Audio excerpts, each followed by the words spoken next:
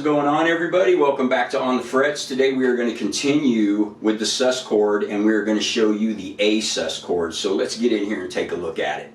Okay, so what we want to do is we want to come in here and we want to play an A major chord. Then we want to lift the pinky, and you're in A sus2. We want to drop the pinky on the second string of the 3rd fret.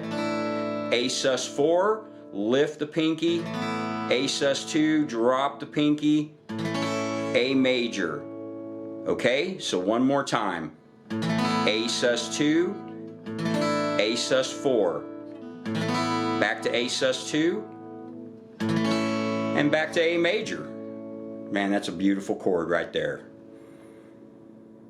And that is the A sus chord. So for more information, check out the description below. And with that, keep watching, keep practicing, and you will keep getting better. And we'll see you guys soon.